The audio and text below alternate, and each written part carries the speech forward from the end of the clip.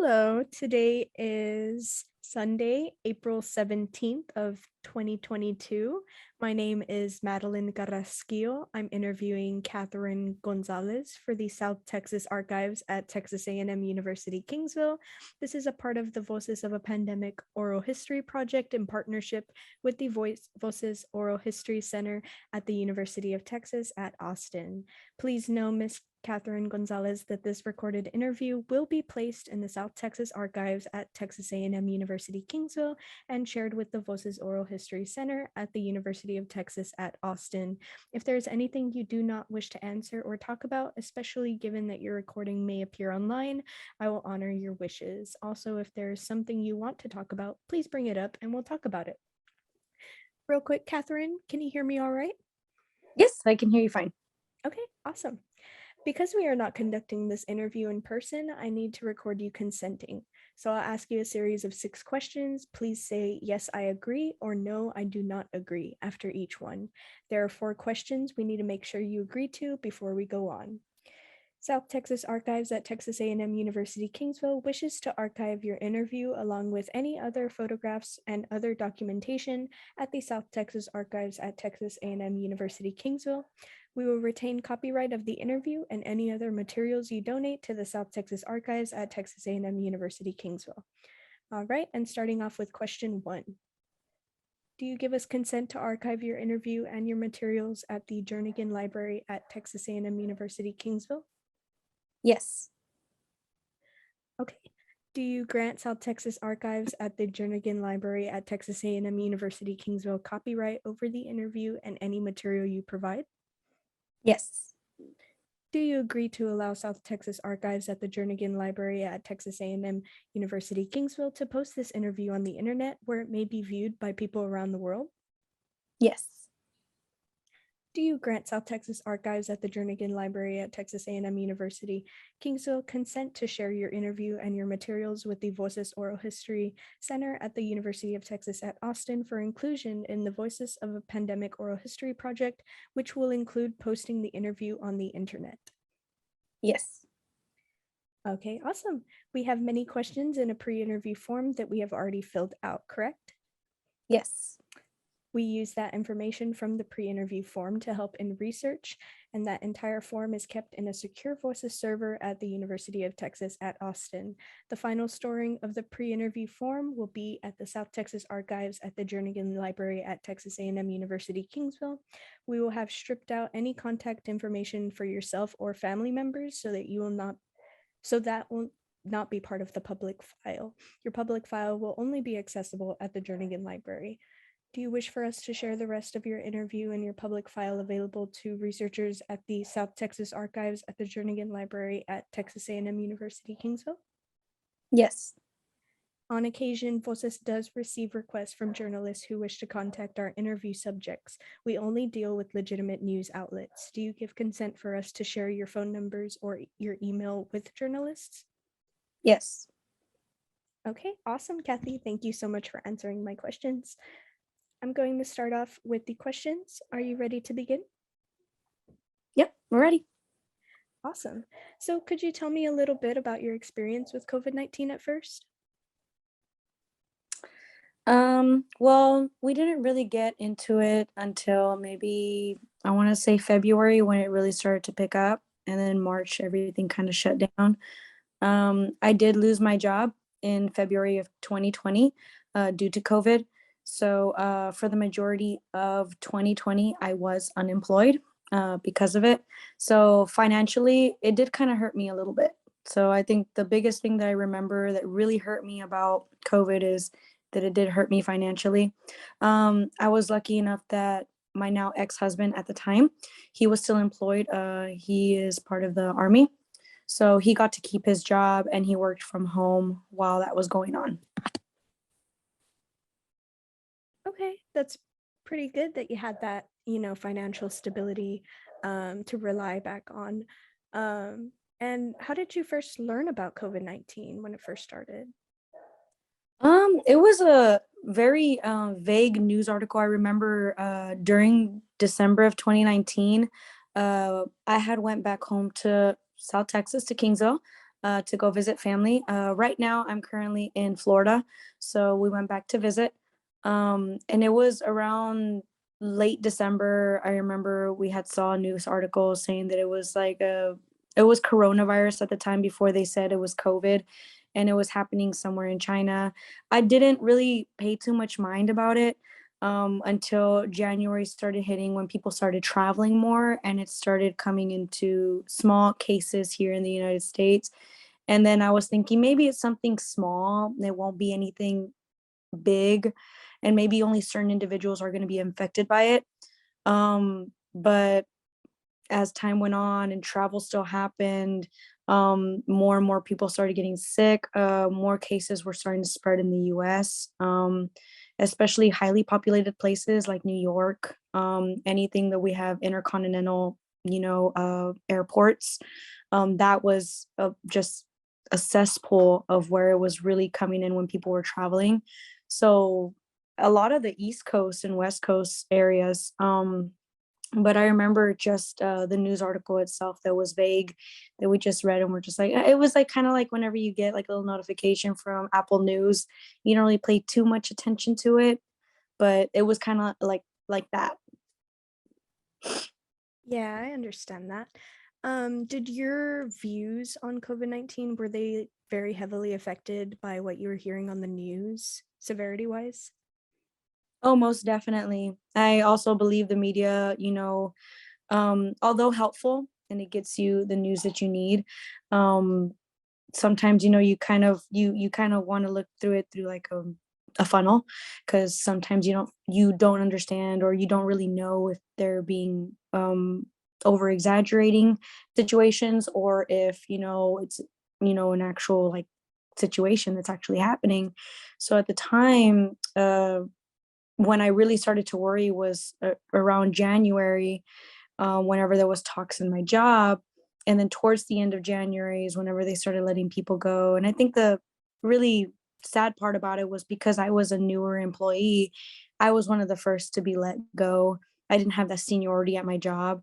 And that's when I thought, oh, this is really taking off. And then mid-February is whenever it really started to kind of pick up some more, and the media started going like really crazy with it. And then March, we had the entire shutdown. I mean, spring break came along, and that was catastrophic, for a lot of places, because then you had a lot of traveling going on with kids and families. So that really propelled it. So you first said that you heard about it in December, correct? Yes, late December. And then in the time you were living in Florida? Yes, I've been living in Florida since May of 2019. Okay. Do you think that your community in Florida, that their views on COVID were drastically different than, you know, other places? How did your community handle the virus? Very, very poorly. They did not believe that it was bad.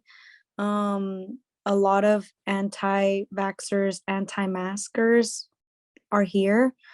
And I think we already know how the numbers in Florida, they skyrocketed up. It was more of a political view than a scientific one at that. So it was bad. It was really bad here. It was kind of a scary place to live, because everybody believed it was a hoax and that it wasn't happening. I don't know. It was a weird, so it's a weird time. I understand that. So did that play a part in kind of limiting the resources that were made available to your part of the community? When you say the resources, what do you mean? I mean, like vaccine information, information about COVID itself. Um, no, I think we still had a lot of information that was still given to us. I mean, we still had the power of our cell phones. I still had my own cell phone, and I have my own thoughts, and I was able to look up stuff, what we needed, all that kind of, whatever we needed for our household. What did make it hard was that going to the store and buying cleaning products. That was the one hard thing that was a scarcity, were masks, Clorox wipes, Lysol, all that kind of stuff, bleach. People were wiping them clean off the shelves, and that was the hardest part. And I think nationwide we suffered from that for a while, the shortages. I do remember the shortages, Hmm. especially the toilet paper one. Yeah, um, that was crazy in itself. I don't know why they were wiping us of toilet paper, but if you had a bidet, you were good. yeah. Alrighty. So, backtracking a little bit, during December is when you first heard about COVID, and then going towards January, you became unemployed at your job, and it was because of the seniority there, correct? Hmm. Okay. And then going on to spring break, I remember a lot of the US was kind of in a crisis of, okay, this is serious. So, at what point did you realize, wow, this is really serious? I noticed it was really serious a little bit towards in January and then February, where it was starting to become a discussion in my job where they were letting people go. It was that serious where they were letting people go. At the time, I was working for Home Instead Senior Care. I was a caregiver. I worked in geriatrics. So, because we didn't know what we were dealing with, a lot of people were discontinuing their care with us to care for their mom, their dad, grandma, grandpa. Um, so because they were discontinuing care, my facility was small. They could not support having so many workers. And so we were one of the first ones out the door. And I was thinking, if people are getting this scared and this nervous for their elderly parents or grandparents to get sick, and to the point where I'm losing my job over it, then this is serious. Um, Luckily, I wasn't flat on my face because I did have the military support because my then husband had his job. He was not at risk of losing his job. But I couldn't imagine the people that was what was putting food on their table, clothes on their backs, gas in their car, and losing their job, over that because they just could not compensate for what was going on. So when I lost my job, I thought that I was really, really serious, because it was happening so quick. It was so rapid. I mean, from late December all the way like January and then February, I lose my job. Like that's me just barely hearing about it, and then a month, and then I lose my job. That's so that blew my mind at how fast it was progressing. Yeah, I do understand that. Um, I do know a lot of people did lose their job and were kind of stuck in that unstable financial predicament. Um, so, in kind of instead of, sorry, not instead of, how did COVID impact you? I understand that it did impact you a little bit financially, like you said, not completely because you did have the military um, kind of benefit of that. But how did it impact you in other ways, kind of mentally, physically? Did you feel kind of mentally drained with everything that you were hearing? Did you, lose a lot of relationships in the time? Um, the biggest relationship that I lost was my marriage. I think it accelerated my marriage. We were spending so much time together that it kind of, and I noticed a lot of people's relationships or friendships were ending because of that. Um, that was the biggest thing that I dealt with. Um, Also, not being able to travel, it was mentally exhausting, not just to only be in the house and stuck in the house and not being able to leave anywhere or go anywhere, even just to go see a movie, or even walk, the commons, which for us it's in Destin. It's where like they have like all the shops and stuff, having things closed down, and it was like the normal day-to-day things, and we're not able to do them anymore, and we're just stuck in a house. It was really exhausting because we couldn't really travel anywhere for him. He wasn't allowed to leave anywhere. He couldn't. They wouldn't allow him to for the military because of COVID. So I wasn't able to go see my mom, and my mom is my world. And it wasn't in 2020, but my mom ended up getting sick with COVID the year after. So that really did affect me in 2021 when she did get sick.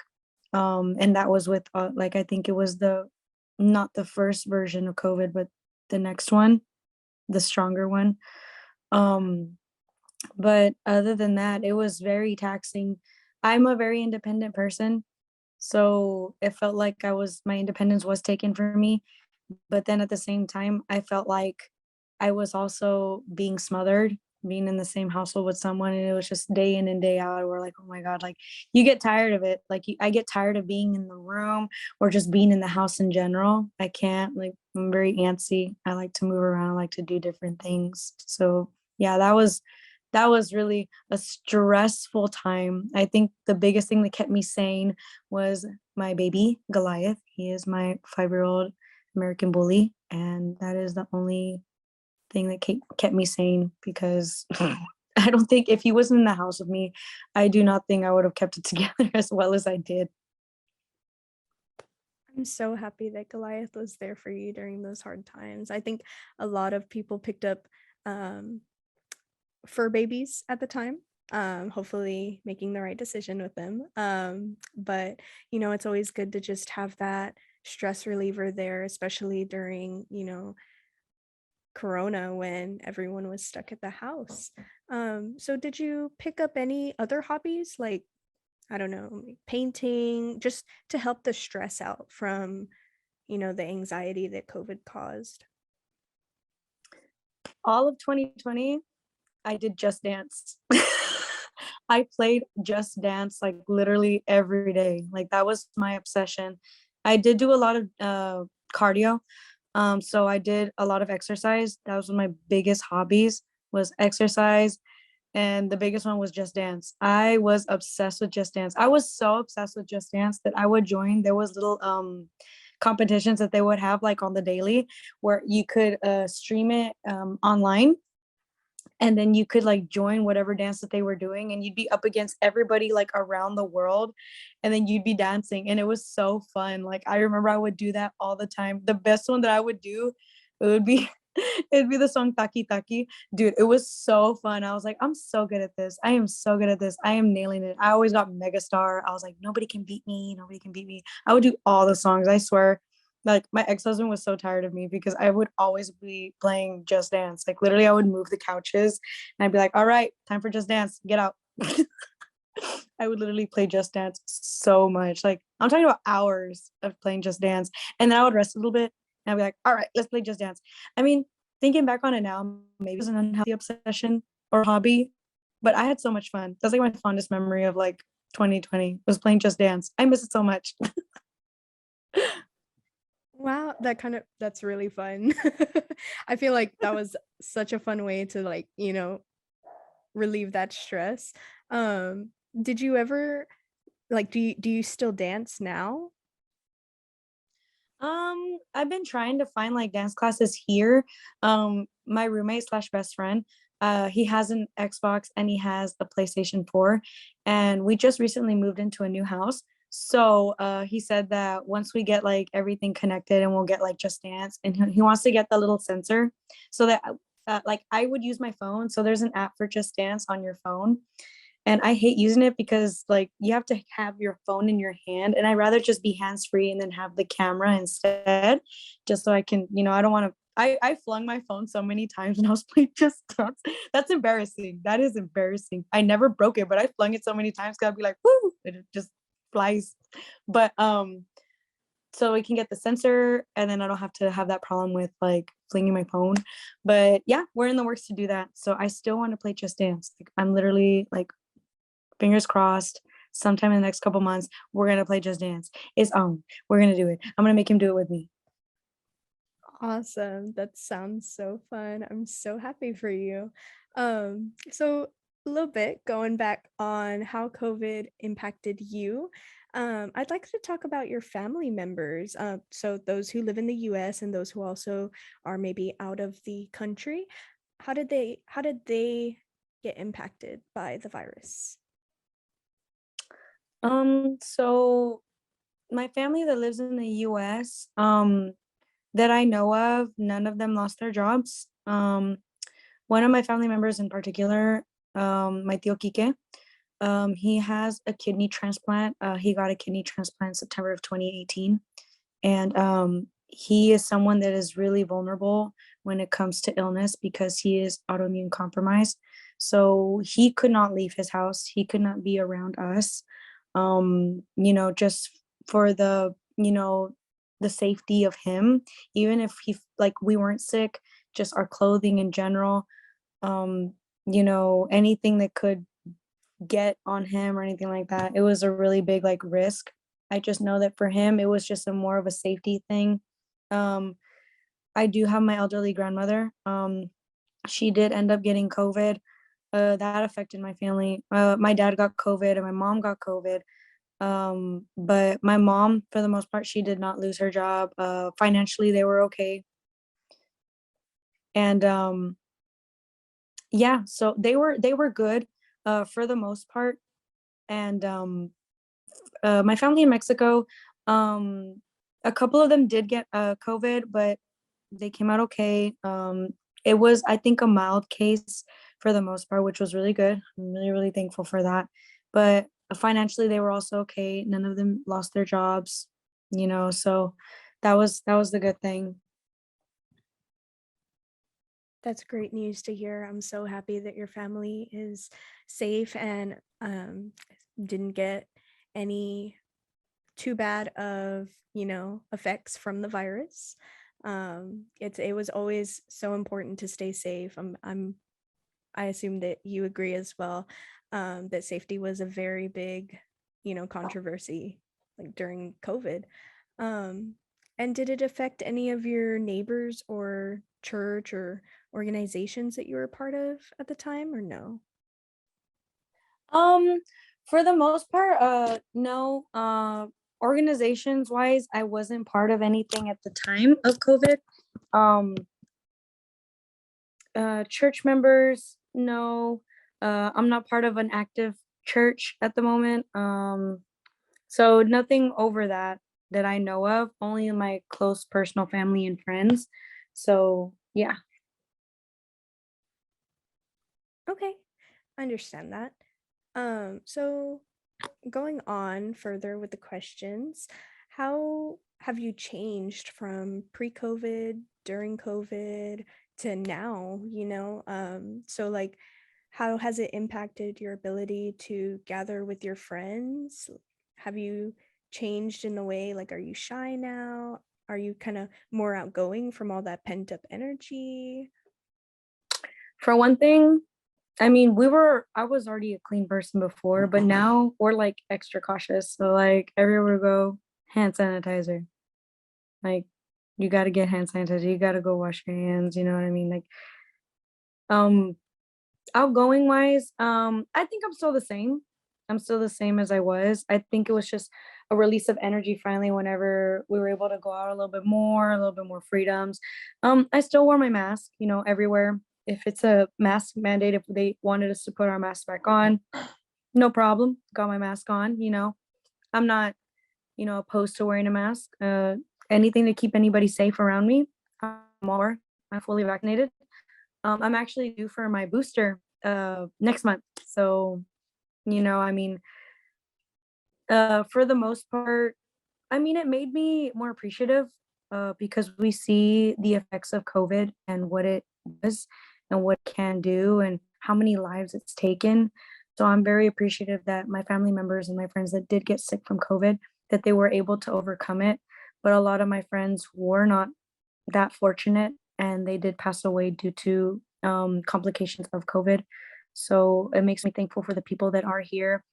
And it makes me pray a little bit harder for people that are battling through COVID. And it also, makes me like, say a little prayer at night to the people that I did lose to COVID because I lost a lot of my friends, I mean, a lot of people I even went to high school with that died from complications of COVID. So, you know, that just shows you it's very dangerous. It's very much real and nobody thinks that they'll get it until they actually do. And that's why I take the protocols very seriously now. Well, I always did, but now, when it comes to keeping people around me safe, I will wear a mask. I'll do my part, sanitize, cough into your elbow, you know, stuff like that. So did this kind of like change who you interacted with on your everyday basis, or did you kind of stick to, still seeing your friends? Obviously, I understand that you did take precaution because you are vaccinated, correct? Mhm. Fully vaccinated. And you did wear your mask, right? Mhm. Okay. So yeah, did you kind of limit yourself from seeing certain people, certain friends, or how did this change who you interacted with? I did. The one best friend that I had here in Florida, because obviously I wasn't traveling to Texas and that's where all my best friends are. The one person that I would interact with and that I kind of we put a halt into interacting with each other for a while was my BFF Emerald, and my BFF Joel, which is her husband. And the reason why is because I just didn't want her to get sick or pass it on to her daughter, Layla, and that's a child. So I didn't want to risk that happening. So we would like talk over FaceTime, over the phone until things were a little bit safer. I did see them once. I had made her some homemade uh what was it? I made her some homemade soup. That's what I did. And I made her some like breadsticks to go with it. And I took it all the way to her house because her husband ended up bringing COVID home. So her and her daughter ended up getting sick either way, but they were just completely fine. It was a very mild case, but I decided to make that for them just because, I mean, like I got really sad about it. But they are fully vaccinated. Well, she's fully vaccinated. I don't know about their daughter, but yeah, it was just nice to have that friend that did take it as seriously as I did when it came to that. Unfortunately, she did get sick, but they did make it through and they were fine. Um, but when it comes to seeing friends in general, like I didn't really have too many here that I was gonna go, and go, spend time with at the time. So that was kind of like out of the question. So, I mean, but if it came to like seeing some of my friends differently because of their beliefs of COVID, um, yeah, it kept me from interacting with them. Yeah, most definitely, and probably severed the friendship in a way. I'm sorry to hear that. So I can see that because of COVID and because of the different beliefs you held with your friends that, some of those relationships did get cut. Was it kind of like that? Did your family have the same views as you, or did you guys clash a little bit? We did clash, specifically my dad and my aunt. They live in the same household and my brother. They live in the same household with my grandmother and my mother. Um, they did not believe in the mask mandates. They did not believe in the vaccine. And because of that, my dad has had COVID like 3 times. My mom has COVID once. My grandmother got really sick, and that's because she was fully vaccinated and it still got her sick and she still got really, really sick with COVID. She was having trouble breathing. My grandmother did pull through. My mom pulled through. Um, and I remember I had called her and I told her once she was all better and she could talk to me because my grandmother just couldn't breathe at the time and didn't even hold a conversation on the phone. But I had told her, had you had not been vaccinated, that could have taken your life. And I know it sucked. It really sucked when you got sick, but the vaccine isn't meant to make you immune. It's meant to make it to where it's tolerable to where you can overcome it and you can get better and your body can, work through it. So I was like, had you have not been vaccinated, you probably wouldn't be here with us today. So, it did greatly affect the household because my dad, my aunt, my brother are very negligent when it comes to being clean, wiping things down. My brother works in a high school. He's interacting with multiple children a day, comes home, doesn't wash his hands. My aunt works in retail, interacts with multiple people on a day, comes home, doesn't wash her hands, sneezes, coughs, and it's those little things, that you need to worry about, and they wouldn't, and sadly, people that did worry about it in the household suffered that consequence, and they got them sick. I completely agree that it was so necessary to take those extra precautions, especially if you were living with an elderly person or someone with autoimmune diseases already, complications to their health, it was important just to take that extra step. Hmm. Alrighty. And then I'm just gonna move on to our education. Did you think that COVID changed the way that you received your education? You did say you were in graduate school, right? Yes. Okay. So did you notice or did you completely go online? Did you continue taking classes in person? So I started graduate school in January of 2021. It was a year post, like after the first year of COVID. We're starting into our second year of COVID, so the second wave in. I did have a lot of hybrid classes and I did have a lot of online classes at the beginning of yeah, at the beginning of 2021. So hybrid would be basically just me going in some time and then kind of coming um in like on what was it? It's Canvas. That's what we use. I was gonna say Blackboard because I was remembering Tamook, but no, it's gonna be Canvas what we use. So we use a big blue button and we still actually use it right now. So if you still do not feel comfortable, Troy University, well, that's where I'm getting my master's in, my master's from.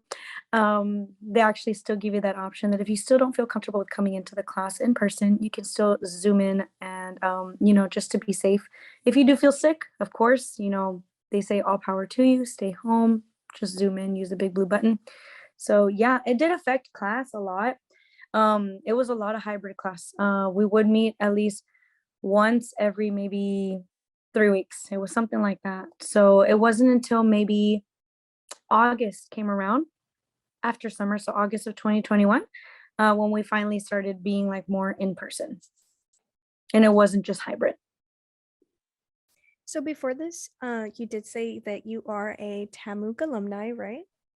Yes, ma'am. Awesome. So you did experience that undergrad, go to classes every day, every class had a time. So do Oh you yeah. even the 8 a.m.s? Do you Yeah. do you think that like the way you receive your education has changed? Like, did you feel that unmotivation whenever classes did go online, or were you kind of like all for it? It was a mix of both. I had in school. I graduated in May of 2019. Ooh, my bad. I graduated in May of 2019 from Temuk. Then I gave myself a period of a year because I didn't start until January of 2021 grad school. So after the first year of COVID, I was just ready to go back into school. So I had my motor running and I started off like running when I got into it. But I did also feel discouraged a little bit because everything was online. It was a new field of study that I was going into because my undergrad is in criminal justice with a minor in psych. And now my master's program that I'm attending right now is clinical mental health counseling to be a therapist. So it's two different things.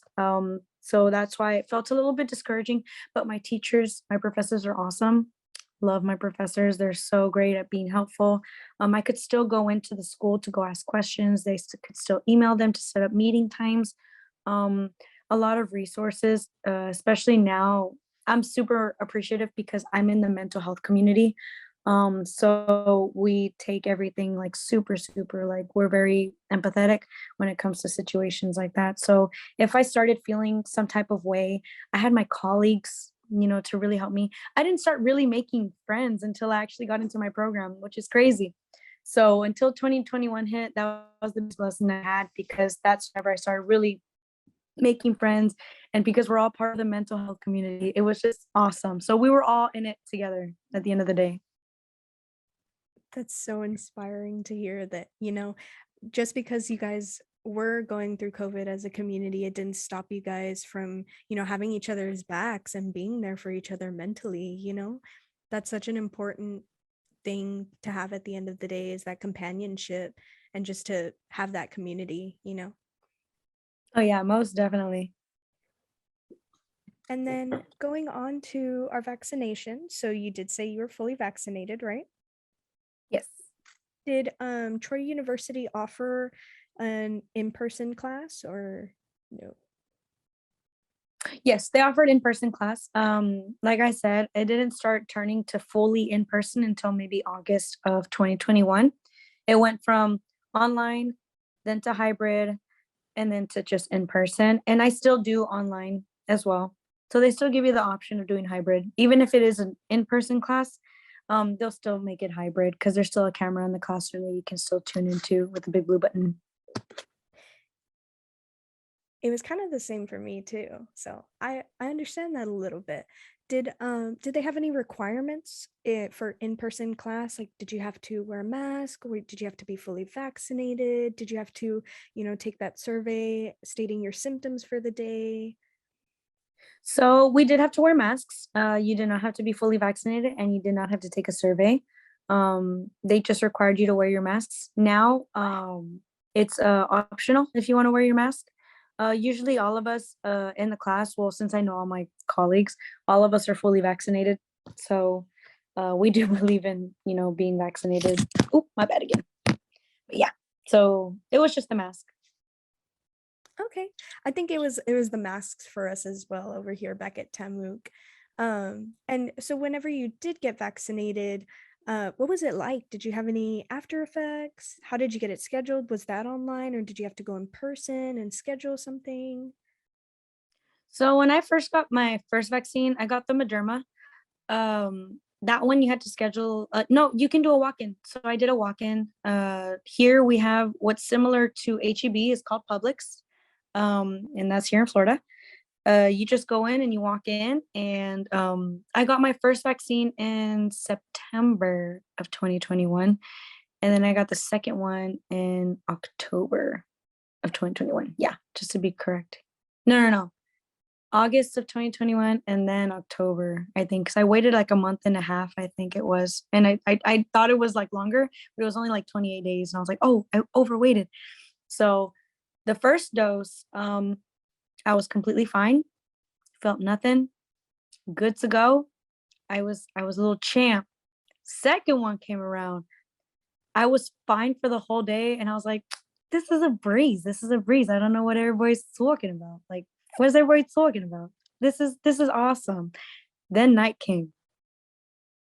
Then the cold sweats came. Then I couldn't stop shaking.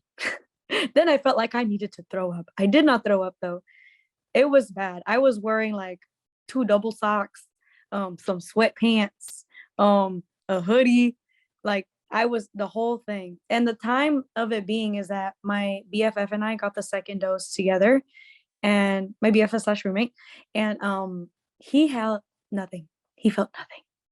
He took it like a champ, and he was the one that was more scared than I was. I was like, that first one was easy. That first one was easy. I felt nothing. Literally, I was the one that got super sick, and then he was the one that he slept like a baby. He was like, I'm good, I'm good. And then me, I'm just like, I can't feel my legs. And then I was like, I'm gonna throw up, but I didn't throw up. So what ended up happening was I that morning I had to call in from work and let them know like, hey, like I thought I was gonna be able to, pull through. I ain't feeling it. This is really bad. And it was like at 7 a.m. that I called them, or like 8 a.m. when I called my work. And then I took some ibuprofen or some Tylenol. I took Tylenol. I drank some water. I went back to sleep, and I slept for like maybe an hour. And then I woke up, and it felt like nothing happened. Like I woke up and I felt like the world was okay. I don't know why my body was being dramatic, but it decided to be dramatic. And then she's like, come on, let's be dramatic with you. And that's exactly what happened. Because once I took that Tylenol that morning after I called my work and I told them I couldn't come in, I slept for maybe an hour, and then I woke up and I was good. It was so funny. I was like, man, it really had me a run for my money. That was one of the worst nights I've ever had. The cold sweats, the headache, I just wanted to throw up. I didn't throw up though. The reason why I keep preferencing like the throwing up part is because I have a fear of throwing up, and I hate throwing up. I really, really do. So like when I feel like I'm gonna throw up, I'm just like, oh my gosh, like I can't do it. I can't do it. I can't do it. I start to spaz out a little bit, but that's why I'm so happy that I didn't, because I was like, oh, I'm glad it was just a feeling and then it went away. Oh my gosh. That honestly sounds very scary. But I'm glad you pulled through. You're here today, right? Did you get the normal pain in your arm?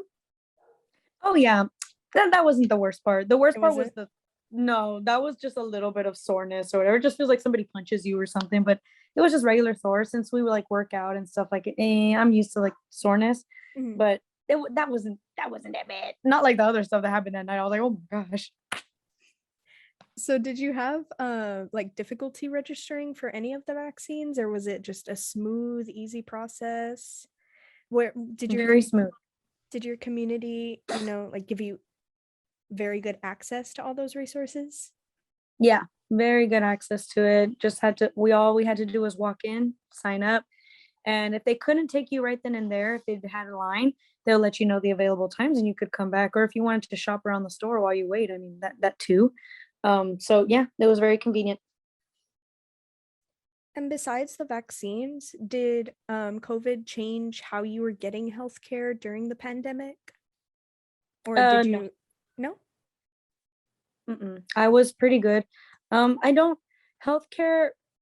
I mean, I'm not one that's sick. I don't suffer from anything, no illnesses or anything like that. So I don't have to like get anything, for and like the doctor. The biggest thing that I would go to would be my dentist. Um, but no, it didn't really affect my area on that. I was still good to go on that. Did you kind of see a change in prices or availability from doctors? Yes, I was still on TRICARE at the time, because I was still married. So I noticed when I looked at the bill when it came to my clean for my teeth, it was so much more expensive. I was like, why is my dentistry bill so expensive? You would think that food would be more expensive or like cleaning products, but my dentist? It was like $10 more expensive than like the last time. I was like, that's a 6 months difference because it's every 6 months that I get my cleaning. So I was like, they took advantage of it. Oh my goodness. A whole $10. A whole 10. Girl, I could have used that $10 for something. Yeah, That definitely true. wasn't it. So, I love my teeth though. yes, it's always important to keep that health. So so you said that the resources were available for you, right? How did you Yes. find out that you could get vaccines? Like, what was your community posting them on social media? Did you see flyers around? Did you see it on the news? It was on the news. I did see flyers in my community, like for my school. Um, the military would send out things for him, like when we wanted to go in and stuff like that. We could get it on base if we wanted to. I ended up not getting it on base, um, just at the regular Publix. It was free, so it didn't really matter which or. So I did have good resources to go from. That's awesome to hear. So we were talking about the pay cuts, or not necessarily pay cuts, but the increase in charges, like for something non-related such as dental care.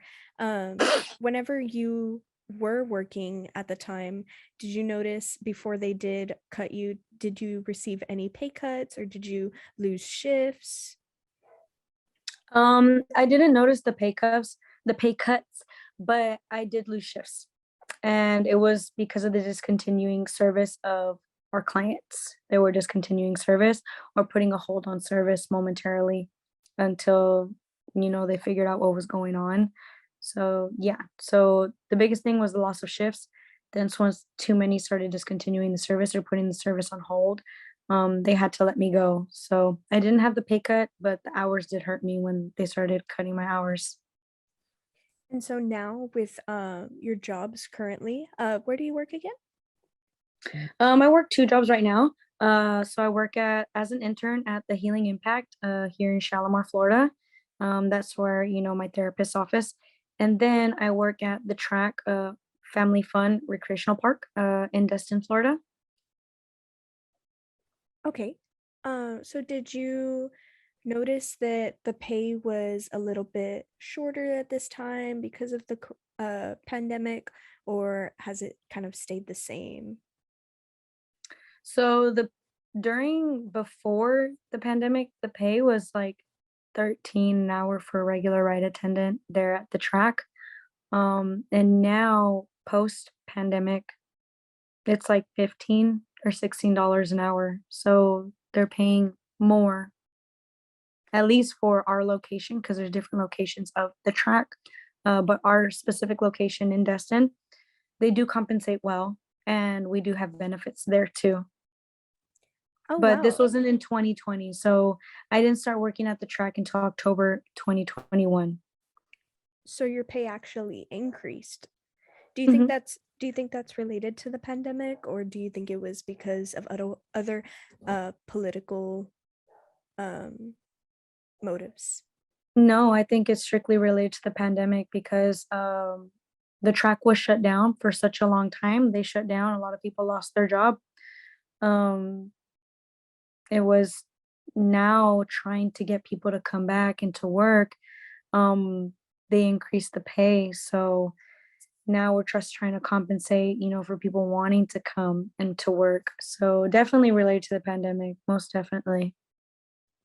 Along with I, the cost of living. The cost of living in Destin is very expensive. I can only imagine that went up with higher dental. Oh yeah. And the housing market, girl, it's hard. It's hard out here. It's really expensive. I agree. So, whenever you were finding the job at the track, or with your current you said you worked in a therapist office, and it was, Yes. what was the name again?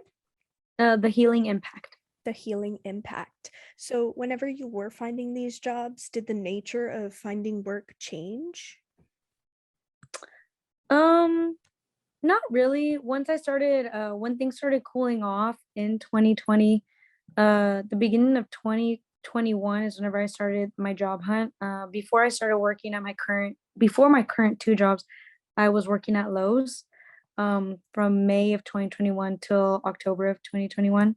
So I did have a job, at the time, so it didn't affect it. Of course, Lowe's, they still, had the mask mandate. We still had to wear our masks in the store.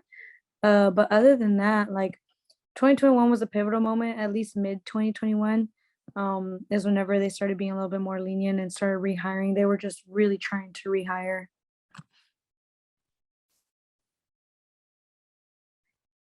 So, how did the I understand that you did take the unemployment, well, not unemployment, but you did lose your job at the beginning of the pandemic.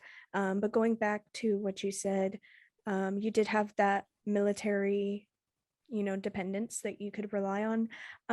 But did any anxiety kind of strike you that, like, you were concerned about finances, like you were trying to make it work?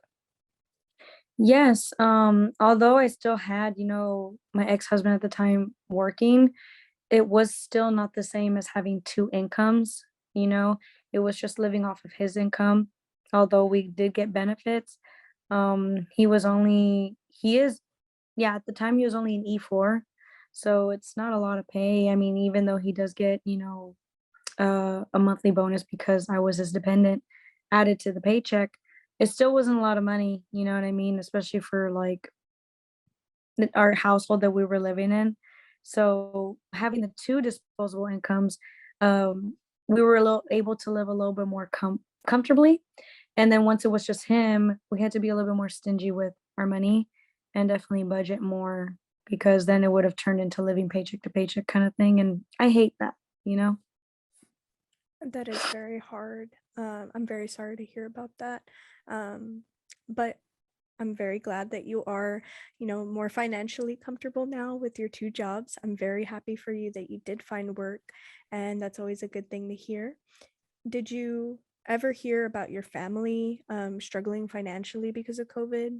Even though you were from Florida, did you hear back from them about that? Um, as far as my family, my immediate family in Kingsville, um, no, I didn't really hear anything like that. My mom was still able to keep her job. Um, I can't really say too much about my dad because he's been unemployed since end of 2016, early 2017. He hasn't worked since then. My brother was still in college at the time, and he was still working. He wasn't working with the mariachi because he does do mariachi. He plays gigs, so that stopped. So financially for him, that would have hurt his pockets while he was going to college because that was his main steady job that he would do. But other than that, um, at least my mom still got to keep, her job because she is the head of household and she is the only one that makes money for the household specifically to pay bills. For sure. Yeah, I completely understand that. That is good that, she did get to keep her job because of, you said, your father's unemployment. So she was able to keep that financial stability in the family, right? Correct. Okay. Alrighty. And kind of diving into the more touchy subjects of politics. I assume that you do have your own political views and how they, affected the pandemic, how our presidents at the time dealt with it, how you think it could have gone differently. So first question I'm going to ask you on that is, how do you believe politics affected how COVID was handled? I think people cared more about the political view of it rather than the scientific view of it.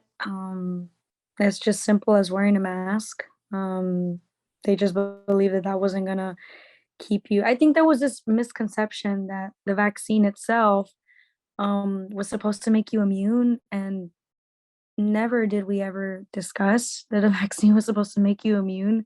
It's supposed to give you your body, the what it needs to fight off an infection. That's how, you know, immunizations work, vaccines work. Um, it's I don't know. I think that's where the distrust happened, and our president at the time didn't make it any better. There was conspiracy theorists that thought that the vaccine was mind control. I don't know where this comes from, especially because we get vaccinated when we're little, with just the regular vaccines. I mean, if it wasn't a science and the vaccines were that bad, then it would have never cured, tuberculosis and all those other things that we were dealing with at the time, the Spanish flu, stuff like that. So personally, I believe in science. There's no room for politics in science. Let the scientists and medical professionals do their job, is what I say. And if there is politicians in the medical field, they shouldn't be in it because they're endangering the livelihood and the health and well-being of their patients at the end of the day, in my opinion. Respectfully, do you think that politicians at the time used COVID as an excuse to kind of further their political agendas? Most definitely. I think that when we deal with things that are of the unknown, we like to look of higher authority. And when you have a politician that is putting these things into your head, most people follow because the conception that we have is they wouldn't lie to us. They wouldn't lie to us. What they're saying is must be true. And that's what we would like to believe. I would like to believe that, but it's not. I think that they used it as fuel for their own political gain, and it worked, sadly.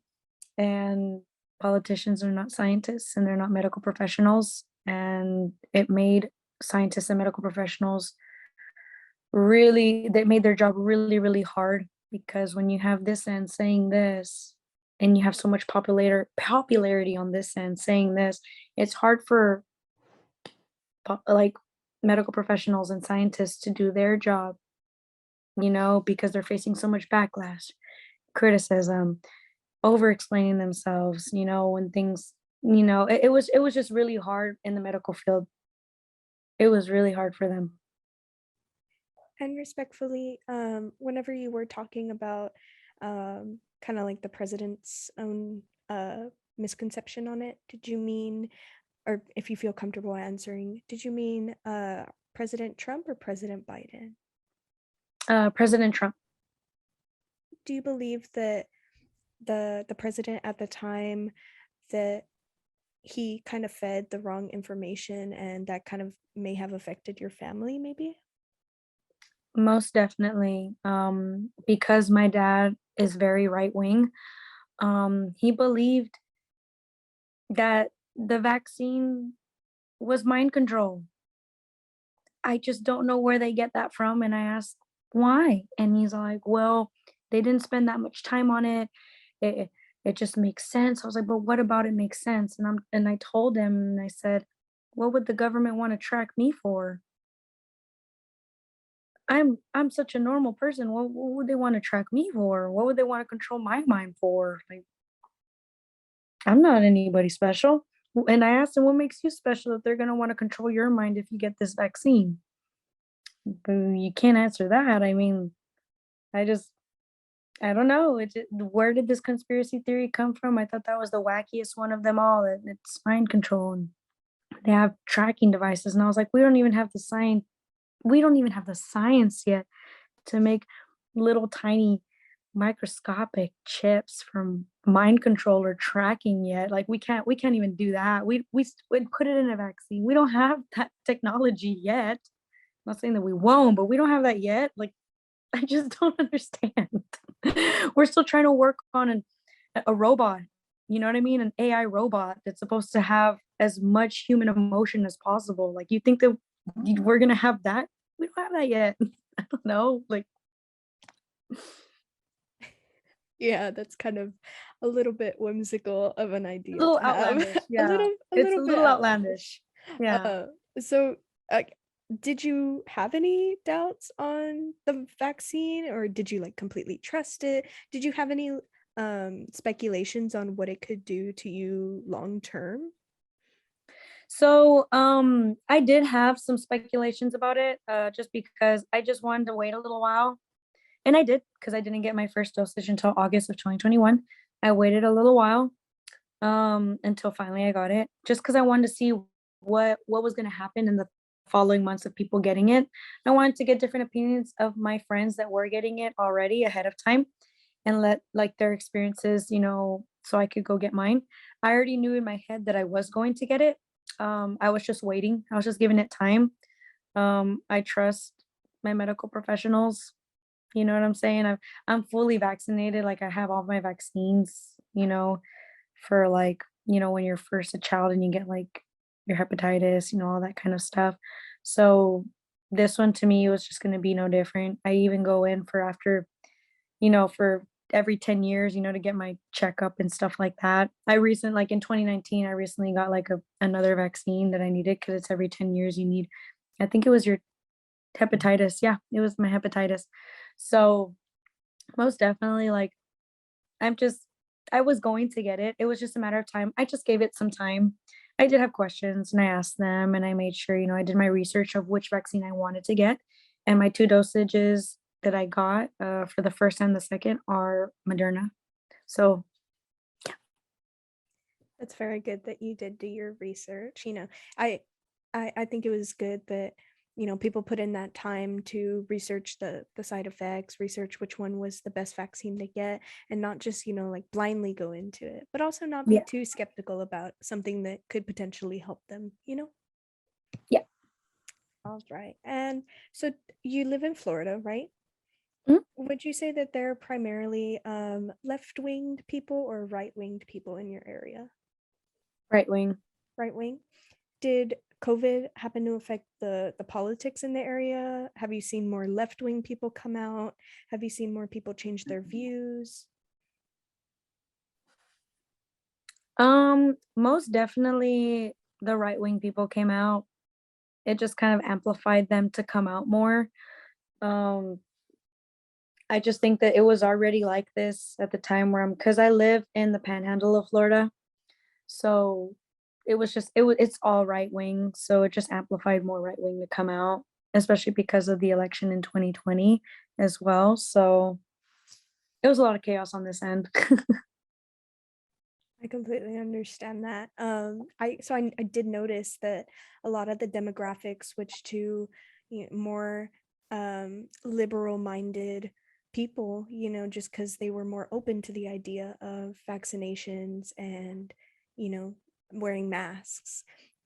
Now, starting off, because we are, I wouldn't necessarily say out of the pandemic. We still are experiencing the pandemic as of late. But how have you gone out more? Have you are you still wearing your mask, you know? Um, I'm like in 2021, I did go out a couple of times, you know what I'm saying? Like to go have drinks or whatever. Still, you know, keeping in mind, you know, social distancing as much. Like if you're gonna cough, cough into your well, to your elbow. Um, but I since the pandemic, I've never had COVID once. And that was even before I got vaccinated, never had COVID. Um, I just I'm still very clean. I still social distance as much as I can.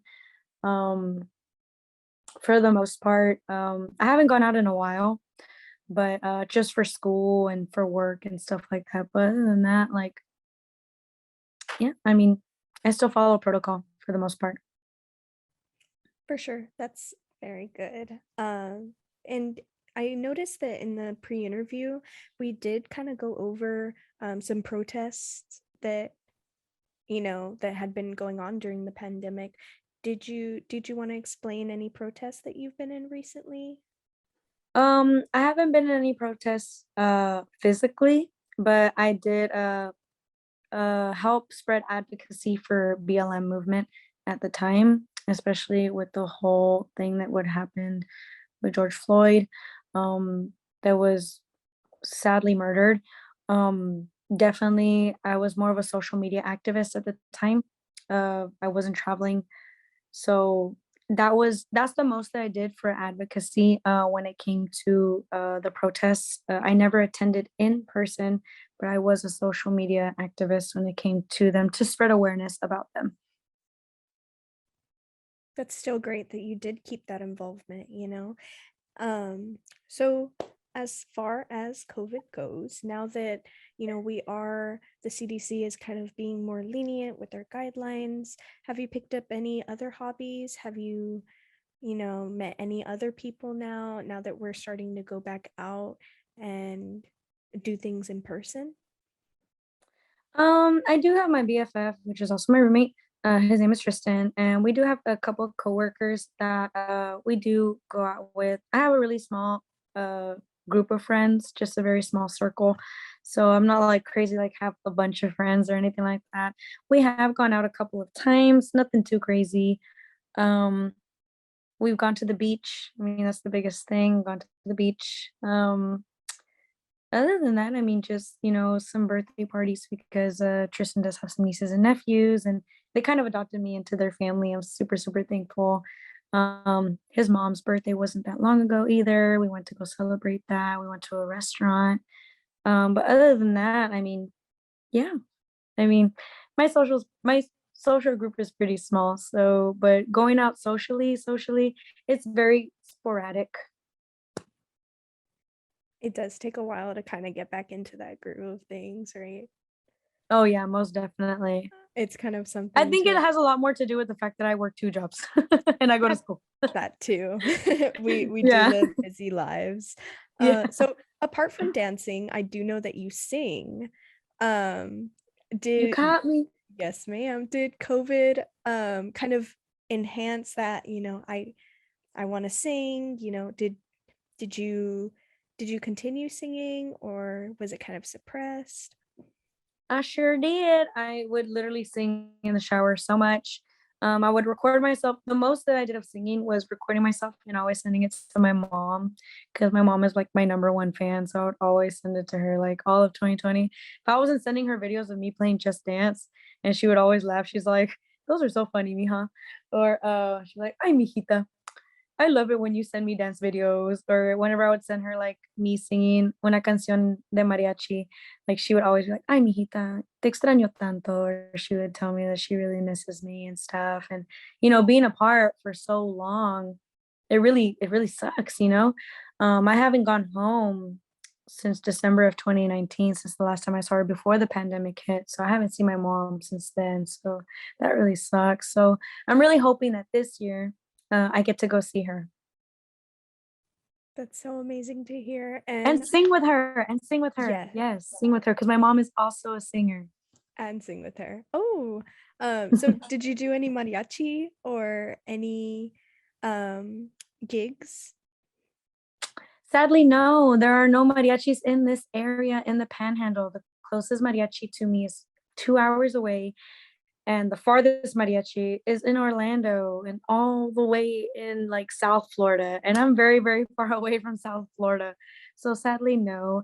But in August, I have my first singing gig. I'm gonna sing for one of my BFF, his sister's wedding. So I'm super excited because I haven't been able to sing publicly for such a long time. I mean, maybe 8 months ago I did karaoke at a bar, but that was about it.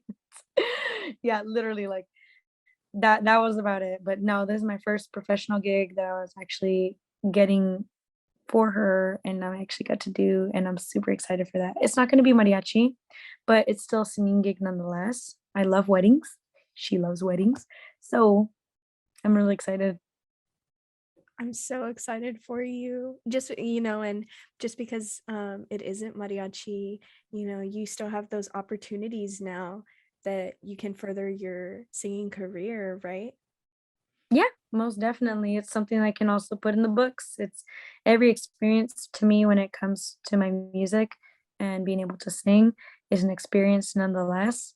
So I'm really excited and I'm really thankful and I'm really grateful because it's something that I love to do. It's something that I miss doing. And hopefully this year is full of projects. I'm really trying to work on a project with my team this year. So fingers crossed we get to do something and hopefully put some music out for people to listen to. I'm so excited for you, Catherine. Thank you so much for sharing that with me. I fully wish you good luck in your career, and I have no doubt that you'll experience so much success.